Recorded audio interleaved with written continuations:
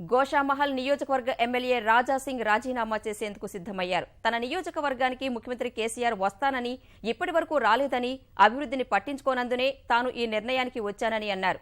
తన రాజీనామా పత్రాన్ని సీఎంకు ఇచ్చేందుకు బేగంపేటలోని ప్రగతి భవన్కు రాగా భద్రతా సిబ్బంది ఆయన్ను అడ్డుకున్నారు. ముఖ్యమంత్రి శాసనసభకు రానందునే తాను ఇక్కడకు వచ్చినట్లు చెప్పిన రాజాసింగ్ సీఎంను కలిసేందుకు మళ్లీ రేపు వస్తానని తెలిపారు. మా దుర్పేటలో జరుగుతున్న అసలు ఏంది 2 సంవత్సరాలు అంటే 2 సంవత్సరాలు అయిపోయింది. ఇప్పటివరకు రిహాబిలిటేషన్ గురించి ఏ విధంగా కూడా పని స్టార్ట్ కాలేదు. అంటే లోకల్ పబ్లిక్ అయితే మాకు చాలా ప్రెషర్ ఉంది. ఇవాళ ఏ విధంగా వాళ్ళు ఉన్నారు, ఒక్క పూట భోజనం కూడా వాళ్ళకి దొరుకుతలేదు, ఆ బాధలో ఉన్నారు.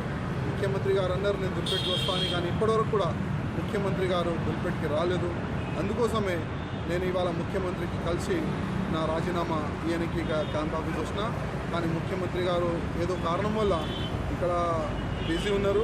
అందుకోసము రేపటి వరకు నాకు సమయం ఇచ్చినారు. రేపు ఇంకొకసారి నేను క్యాంప్ ఆఫీస్కి వచ్చి ముఖ్యమంత్రి గారితో కలిసి ఆ లెటర్ నేను ఫార్వర్డ్ చేస్తాను.